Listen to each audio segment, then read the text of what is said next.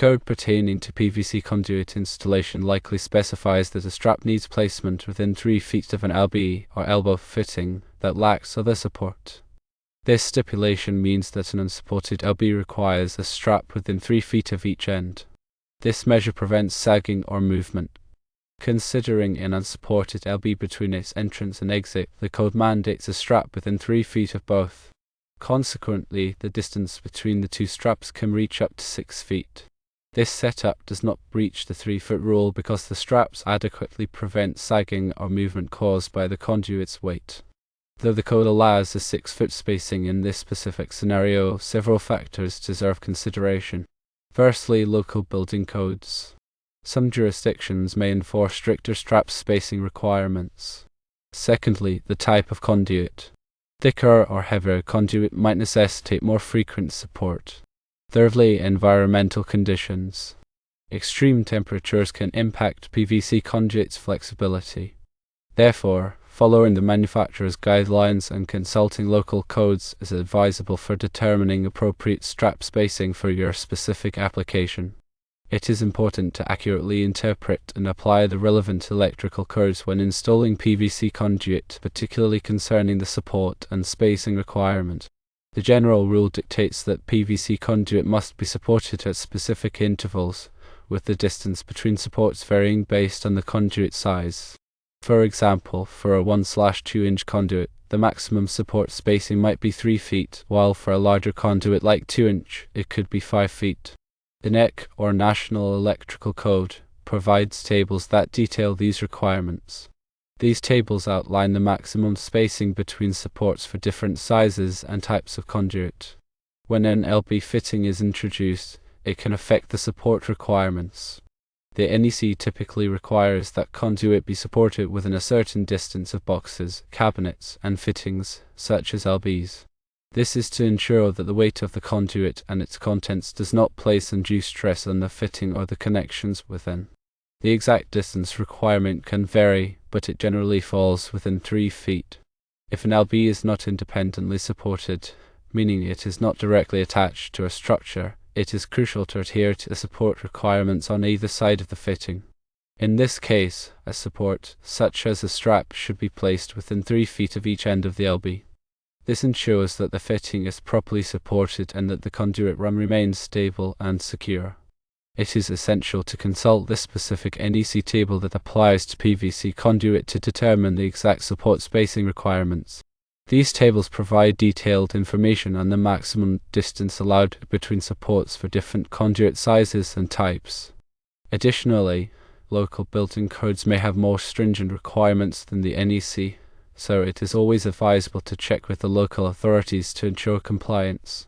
When installing PVC conduit, consider the environmental conditions.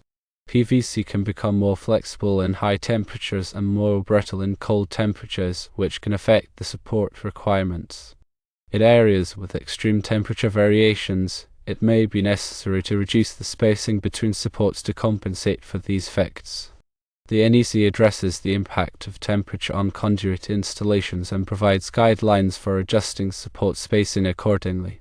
It is also important to consider the weight of the conductors that will be installed inside the conduit. Heavily loaded conduits may require more frequent support to prevent sagging or damage. The NEC specifies the maximum allowable fill for conduits, which is the percentage of the conduit's cross-sectional area that can be occupied by conductors. Exceeding this limit can make it difficult to pull conductors to the conduit and can also increase the weight of the conduit run. When installing PVC conduit, use appropriate straps and supports that are designed for use with PVC. These supports should be securely fastened to the structure to provide adequate support. Avoid using supports that are not compatible with PVC, as they may damage the conduit or fail to provide sufficient support. Ensure that the supports are properly aligned to prevent stress on the conduit. In summary, when installing PVC conduit with LB fittings, adhere to the support spacing requirements outlined in the NEC and local building codes. Provide support within 3 feet of each end of an unsupported LB, and consider factors such as conduit size, environmental conditions, and conductor weight when determining the appropriate support spacing. Using the correct support hardware and ensuring proper alignment will contribute to a safe and compliant installation. The National Electrical Code, or NEC, provides detailed guidelines for the proper installation of PVC conduit, focusing on safety and performance. These guidelines address various aspects of conduit installation, including support, spacing, and protection from physical damage. Firstly, consider support requirements. The NEC mandates that PVC conduit be adequately supported to maintain its structural integrity and prevent sagging. The specific support requirements vary based on the size of the conduit and the spacing between supports. The NEC provides tables that specify the maximum allowable spacing for different sizes of PVC conduit. For example, smaller conduits, such as 1/2 inch and 3/4 inch, typically require supports every 3 feet, while larger conduits, such as 1 inch and 1/2 inch, may allow for spacing of 5 feet or more. These support intervals are crucial to prevent the conduit from deflecting or bending under its own weight or the weight of the conductors it carries. Secondly, think about support methods. The NEC also specifies the types of supports that are acceptable for use with PVC conduit. Approved supports include straps, clamps, and hangers that are designed to securely hold the conduit in place. These supports must be made of materials that are compatible with PVC and resistant to corrosion. It is important to avoid using supports that could damage the conduit, such as those with sharp edges or abrasive surfaces. The support should be installed in a manner that distributes the load evenly and prevents stress on the conduit. Thirdly, consider expansion and contraction. PVC conduit is subject to expansion and contraction due to temperature changes. The NEC requires that expansion fittings be installed in long runs of PVC conduit to accommodate these changes in length. Expansion fittings are designed to allow the conduit to move without putting stress on the supports or connections. The spacing and placement of expansion fittings depend on the temperature range and the length of the conduit run. Failing to install expansion fittings can result in the conduit buckling or breaking, which can compromise the integrity of the electrical system. Fourthly, think about protection from physical damage. The NEC requires that PVC conduit be protected from physical damage that could compromise its integrity. This can be achieved by installing the conduit in locations where it is not likely to be struck or damaged, or by providing additional protection, such as enclosures or barriers. In areas where the conduit is exposed to physical damage, it may be necessary to use rigid metal conduit or other types of protective materials. Fifthly, consider bend and fittings. The NEC also addresses the requirements for bends and fittings in PVC conduit systems. Bends must be made using approved methods and equipment to prevent damage to the conduit. The radius of the bend must be large enough to avoid kinking or flattening the conduit. Fittings such as couplings and connectors must be properly installed and tightened to ensure a secure connection. The NEC specifies the types of fittings that are acceptable for use with PVC conduit. Sixthly, consider grounding and bonding. The NEC requires that all metal parts of an electrical system be properly grounded and bonded to provide a safe path for fault currents. While PVC conduit is non-conductive, it may be necessary to bond metal enclosures or equipment that are connected to the conduit system. The NEC provides detailed requirements for grounding and bonding electrical systems. Seventhly, think about wet locations. The NEC has specific requirements for installing PVC conduit in wet locations, such as bathrooms, kitchens, and outdoor areas. Conduit and fittings used in wet locations must be listed for wet locations and installed in a manner that prevents water from entering the system. This may involve using watertight fittings and sealing the conduit to prevent moisture ingress. Eighthly, consider underground installations.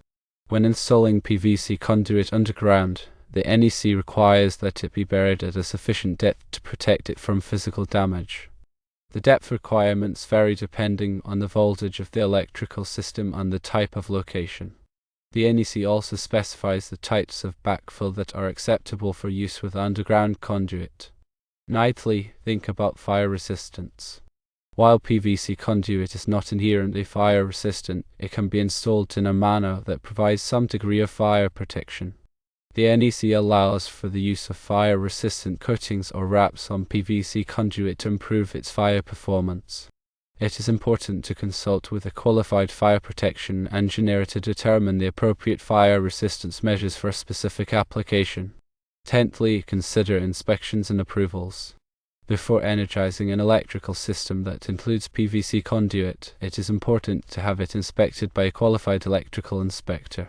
The inspector will verify that the installation complies with the NEC and local building codes. Obtaining the necessary inspections and approvals is essential to ensure the safety and legality of the electrical system. By following these NEC guidelines, electrical contractors and installers can ensure that PVC conduit systems are installed safely, effectively, and in compliance with applicable codes and standards. This attention to detail contributes to the overall safety and reliability of electrical systems in residential, commercial, and industrial settings. When working with electrical codes and conduit installations, there are several key principles to keep in mind. Firstly, understand the purpose of electrical codes.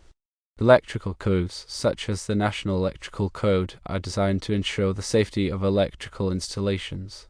They provide a set of minimum requirements that must be met to protect people and property from electrical hazards, such as shocks, fires, and explosions. Secondly, always consult the latest edition of the electrical code. Electrical codes are updated periodically to reflect changes in technology and best practices. It is important to use the most recent edition of the code to ensure that the installation complies with the latest requirements. Thirdly, familiarize yourself with the structure of the electrical code. Electrical codes are typically organized into chapters, articles, and sections. Each section addresses a specific aspect of electrical installations, such as wiring methods, overcurrent protection, and grounding. Fourthly, understand the definitions used in the electrical code. Electrical codes use specific definitions for various terms and concepts. It is important to understand these definitions to accurately interpret the code requirements. Fifthly, use the code as a starting point, not an ending point. Electrical codes provide minimum requirements, but it is often necessary to exceed these requirements to ensure a safe and reliable installation. Consider factors such as future expansion, environmental conditions, and the specific needs of the application when designing an electrical system. Sixthly, consider local amendments to the electrical code. Local jurisdictions may adopt amendments to the electrical code to address specific local conditions or concerns. It is important to be aware of any local amendments that apply to the installation. Seventhly, obtain the necessary permits and inspections. Most electrical installations require permits and inspections to ensure compliance with the electrical code. Obtain the necessary permits before starting the work and schedule inspections at appropriate stages of the installation. Eighthly, document the installation. Keep accurate records of the electrical installation, including wiring diagrams, equipment specifications, and inspection reports. This documentation can be helpful for future maintenance, troubleshooting, and modifications. Ninthly, use qualified personnel. Electrical work should be performed by qualified personnel who have the necessary training and experience to perform the work safely and in compliance with the electrical code. Tenthly, prioritize safety. Safety should always be the top priority when working with electricity. Follow safe work practices, use appropriate personal protective equipment, and energize circuits before working on them. By following these principles, you can ensure that electrical installations are safe, compliant, and reliable. This contributes to the overall safety and well-being of people and property. When installing PVC conduit, there are some common mistakes to avoid. Firstly, do not exceed the maximum support spacing. PVC conduit must be supported at specific intervals to prevent sagging and ensure its structural integrity. Exceeding the maximum support spacing can cause the conduit to sag or deflect, which can compromise the electrical system. Secondly, do not use incompatible supports. Use supports that are specifically designed for use with PVC conduit. Avoid using supports that are made of materials that could damage the conduit or that are not compatible with PVC. Thirdly, do not over-tighten straps or clamps. Over-tightening straps or clamps can crush or deform the conduit. Tighten the supports just enough to hold the conduit securely in place. Fourthly, do not use excessive force when bending conduit. PVC conduit can be bent using a conduit bender, but it is important to use the correct technique and avoid applying excessive force. Excessive force can cause the conduit to crack or break. Fifthly, do not use damaged conduit. Inspect the conduit for damage before installing it. Do not use conduit that is cracked, split, or otherwise damaged. Sixthly, do not mix different types of conduit. Use the same type of conduit throughout the installation. Mixing different types of conduit can create problems with grounding, bonding, and expansion. Seventhly, do not exceed the maximum conduit fill. The NEC specifies the maximum percentage of the conduit's cross-sectional area that can be occupied by conductors. Exceeding this limit can make it difficult to pull conductors through the conduit and can also increase the risk of overheating. Eighthly, do not neglect expansion fittings. PVC conduit is subject to expansion and contraction due to temperature changes. Neglecting to install expansion fittings in long runs of conduit can cause the conduit to buckle or break. Ninthly, do not fail to properly ream the cut ends of the conduit. Reaming the cut ends of the conduit removes any burrs or sharp edges that could damage the conductors. Tenthly, do not neglect to properly seal the conduit. Sealing the conduit prevents moisture and debris from entering the system. Use appropriate sealing compounds and techniques to ensure a watertight seal. By avoiding these common mistakes, you can ensure that PVC conduit installations are safe, reliable, and compliant with the electrical code. This contributes to the overall performance and longevity of the electrical system. When working with PVC conduit, it is important to use the correct tools and equipment to ensure a safe and efficient installation. Firstly, use a conduit cutter. A conduit cutter is a specialized tool that is designed to cut PVC conduit cleanly and accurately. Avoid using a saw, as it can create burrs and uneven cuts. Secondly, use a conduit bender. A conduit bender is used to bend PVC conduit to the desired angle.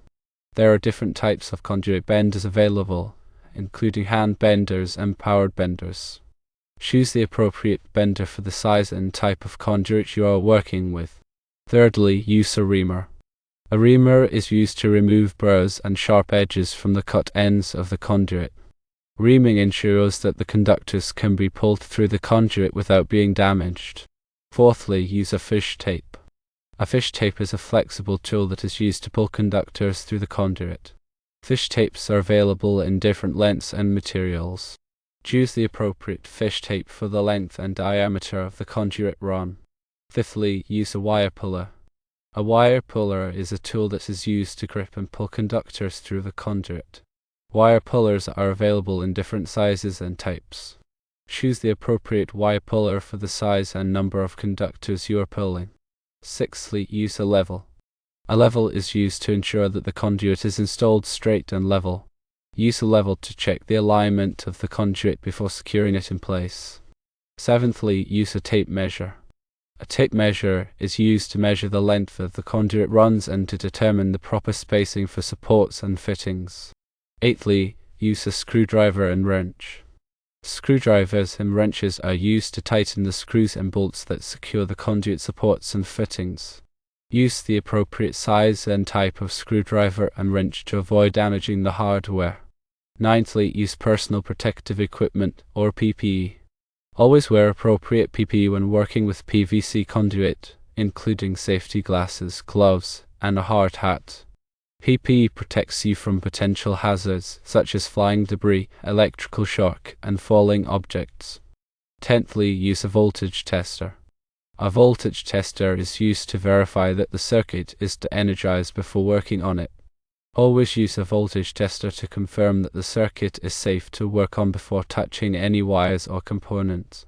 By using the correct tools and equipment, you can ensure that PVC conduit installations are performed safely, efficiently, and in compliance with the electrical code. This contributes to the overall quality and reliability of the electrical system.